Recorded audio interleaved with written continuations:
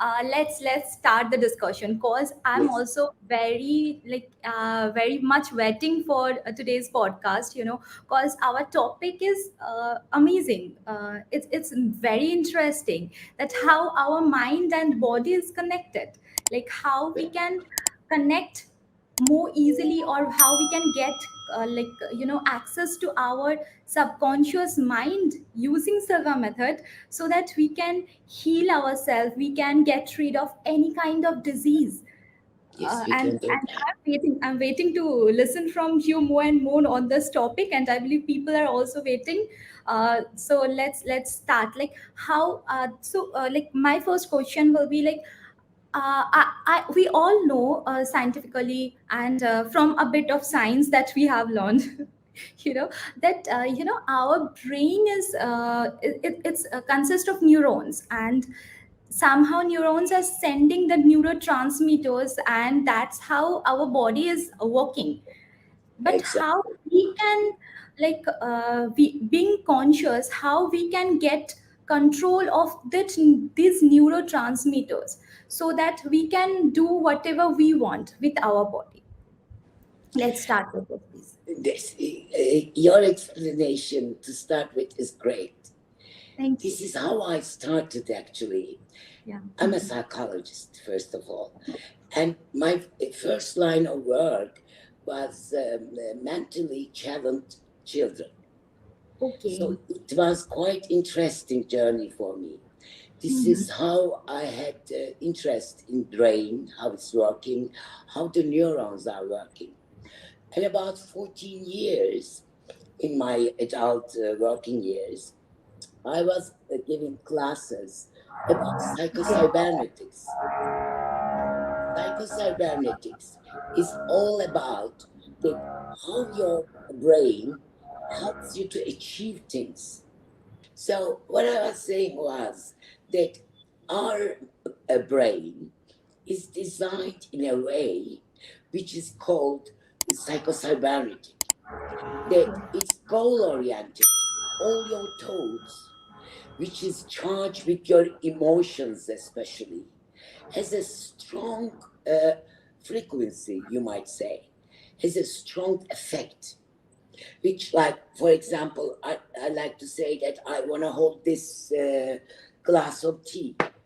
Then the only thing I need to do that, I, a thought comes into my mind. Mhm. And eventually, all my muscles, all my body moves towards this goal without me doing nothing else. Okay. In 60s, this was a great discovery. But our dear Jose Silva discovered this much before than this discovery. And the most interesting thing about the brain is that during your childhood, you create from all these experiences without a filter of cognition, without judgment, you create a self image and a self made scenario of who you are, what you're gonna do in this life. This is what we call programming. In hypnosis, in Silva Method, this is what we call it. And through this programming, your body uses the filters of perception.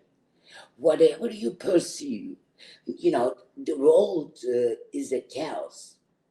From that chaos, we create an order according to our self program. But interestingly, nobody teaches us that the brain works this way. We just consider this normal. But we all create an inner voice, Okay. which helps us to put the world order into an order in our mind. Okay. And We all, Gulgün, sorry to interrupt. I have a question here. Is like, I believe somehow our near and dear ones, our family, or the surrounding people, or the circumstances in which we are growing up, somehow it affects how we will create the perception, or how we will create the programming, right? So, uh, it somehow it affects. It does affect, but Yeah. how it affects changes according to the person. Okay. Okay. The How the most person important, is taking, right? exactly. For example, you might be in a family that you have siblings, brothers Mm-hmm. and sisters. Yes. When you talk to them, you notice you don't remember the same events in the same way. Hmm. So Yes. Correct. classical psychology, Freudian psychology, taught that everybody experienced the same things in the same way somehow. If you hit your child will be badly affected out of it. But somehow the neuropsychology of the behavior showed Mhm. that some people use the traumatic experiences to cope better with life. Okay. Okay. You know, in psychology, 2 plus 2 doesn't make 4 Mm-hmm. because it's the size of possibilities since it includes the human factor inside. So the most important thing in here is that when in our life we have a catastrophic moment, whether it comes as a financial loss or a loss of health, a Yeah. diagnosis of a chronic disease or cancer, then all of a sudden, with this disease, we know that we were not at ease. That's an interesting thing. And then we start going inwards. What happened? Why this happened? What can I do to cope with it?